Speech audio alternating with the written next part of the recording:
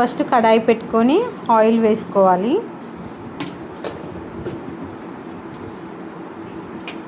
తర్వాత జీలకర్ర వేసుకోవాలి. కొంచెం ఇది వేగిన తర్వాత పల్లీలు వేసుకోవాలి.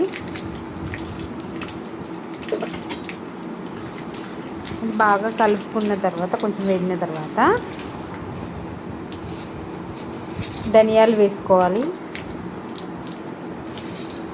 దాన్ని కొంచెం మంచిగా వేపుకొని అందులోనే శనగపప్పు వేసుకోవాలి.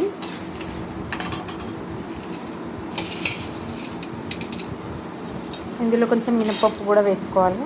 బాగా కలుపుకోవాలి.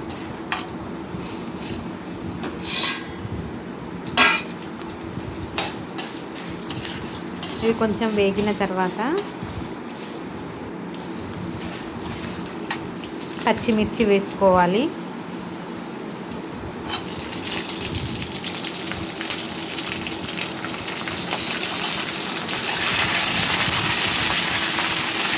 ఇది కొంచెం వేగిన తర్వాత ఇందులోనే ఎండుమిర్చి కూడా వేసుకోవాలి.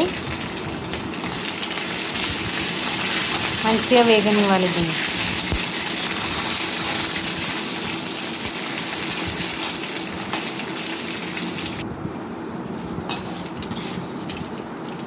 ఇలా కొంచెం ఎర్ర రంగు వచ్చేంత వరకు వేపుకోవాలి.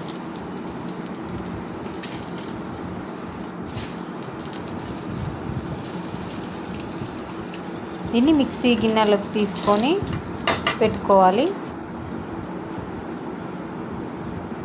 తర్వాత అదే ఆయిల్లో టమాటాలు వేసుకోవాలి.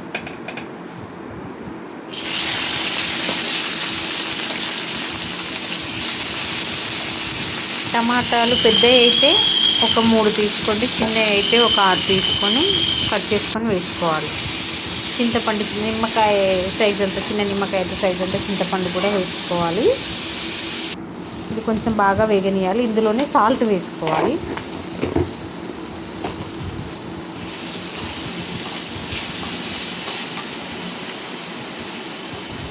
కొంచెం పసుపు కూడా వేసుకోవాలి.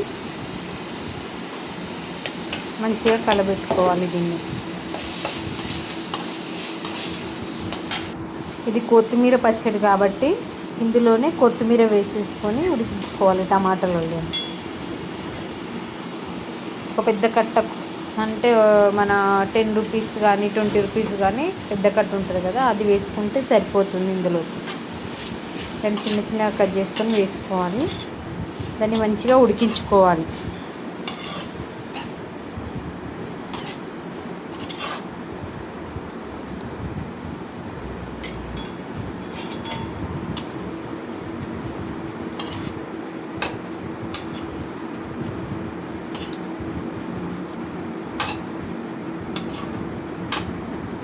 మధ్య మధ్యలో చెక్ చేసుకోవాలి ఉడికిందా లేదా అని చెప్పేసి చెక్ చేసుకోవాలి.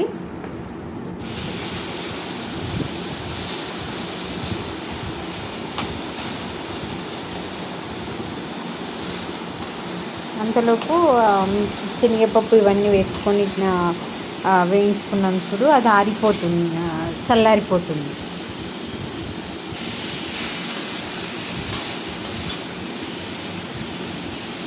ఇందులోనే వెల్లుల్లి రిబ్బలు కూడా వేసుకోవాలి. నేను స్టవ్ కట్టేసాను, తర్వాత వెల్లుల్లి రిబ్బలు వేసాను అందులోనే. ఇది మిక్సీ వేసుకోవాలి. ఇలా మిక్సీ అయిన తర్వాత ఇందులోనే టమాటా, కొత్తిమీర మనం ఉడికించాం కదా, అది కూడా వేసేసుకోవాలి. మిక్సీ వేసుకోవాలి. ఇలా మిక్సీ అయిన దాంట్లో ఒక ఉల్లిగడ్డ కట్ చేసి వేసుకోవాలి. కచ్చా పచ్చాగా మిక్సీ పట్టుకోవాలి దాన్ని.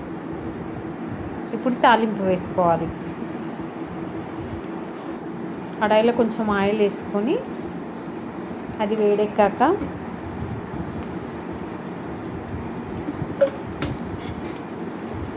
మిరిపిత్తులు, ఎండు మిరప గింజలు వేసుకోవాలి. అందులో పచ్చళ్ళు ఇలాంటివి వేసుకుంటే మనం తినేటప్పుడు చాలా టేస్ట్గా ఉంటుంది.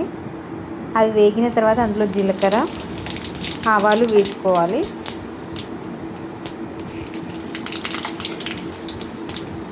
అది వేగిన తర్వాత ఎండుమిర్చి, కరివేపాకు కూడా వేసుకొని చిటికెడు పసుపు కూడా వేసుకోవాలి.